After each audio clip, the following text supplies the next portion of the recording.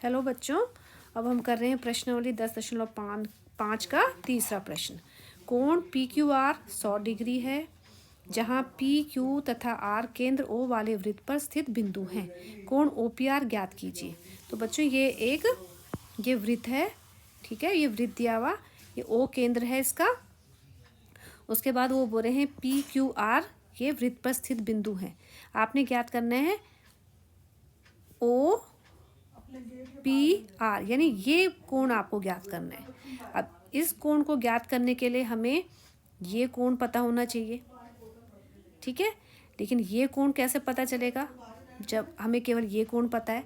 तो हमें जो परमेय की थी, हमने एक परमेय की थी कि ये देखो, ये चाप द्वारा, ये चाप है द्वारा केंद्र पर अंतरित कोण, केंद्र पर अंतरित कोण वृत्त के शेष भाग पर बने कोण या शेष भाग पर अंतरित कोण का दुगना होता है।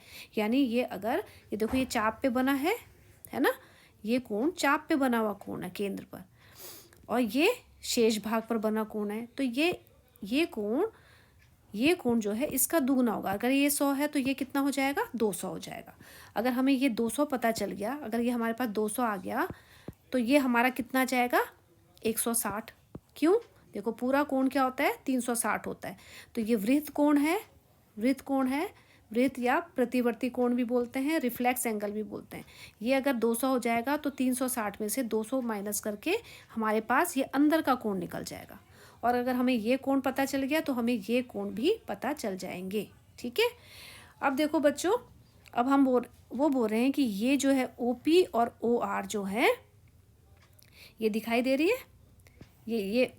ये वृत्त पर स्थित बिंदु से मिले हुए केंद्र। तो ये OP और OQ दोनों क्या हैं, बराबर हैं। क्यों है, क्योंकि ये दोनों त्रिज्या हैं। OP भी त्रिज्या है, OR भी त्रिज्या है। तो ये दोनों भुजाएं जो हैं बराबर हैं। अगर ये दोनों भुजाएं बराबर हैं तो उनके संगत कोण भी बराबर होते हैं।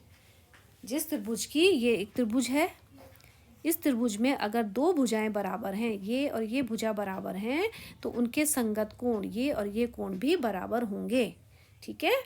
तो अब हम करते हैं प्रश्न। इसका हल है, हमें ज्ञात क्या करना है, हमें ये पता होना चाहिए, ज्ञात करना है क्या, कोण OPR, ये हमें ज्ञात करना है। हमें पता है कि OP और OR बराबर है, ठीक है। सबसे पहले हमें ये कोण ज्ञात करना है, कौन सा, वृहत कोण POR। इस कोण को हम क्या पढ़ेंगे, वृहत कोण या रिफ्लेक्स एंगल या प्रतिवर्ती कोण। तो ये आ जाएगा वृहत कोण, कितना हो जाएगा, वृहत कोण POR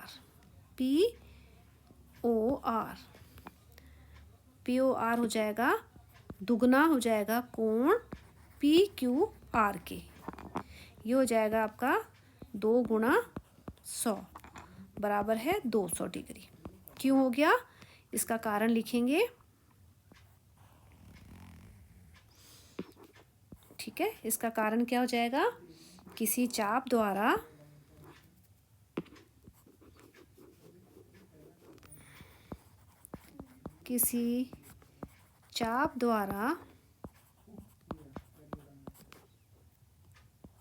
केंद्र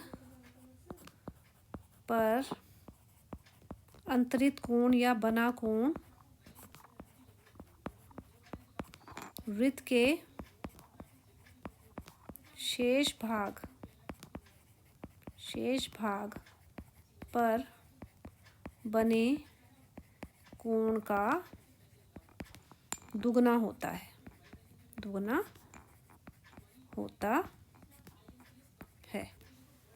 ठीक है।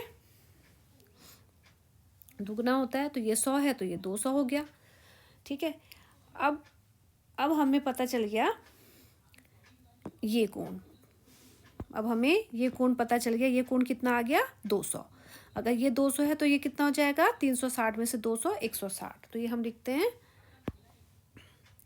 कोण POR बराबर हो जाएगा 360 माइनस 200, कितना हो जाएगा, 160 डिग्री, ठीक है।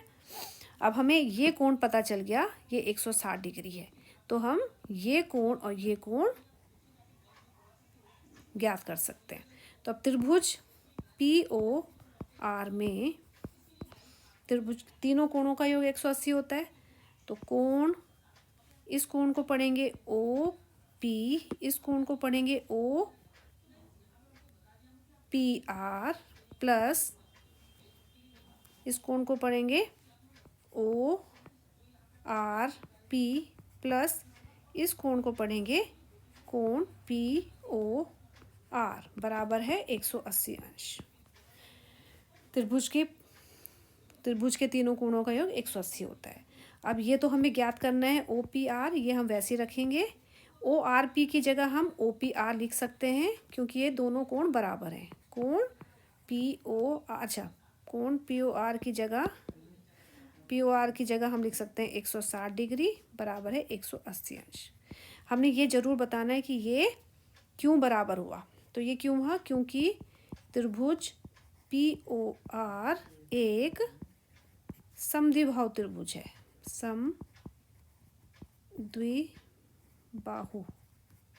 समद्विबाहु त्रिभुज है।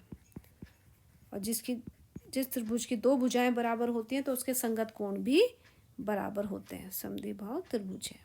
ठीक है, ये कारण हो गया।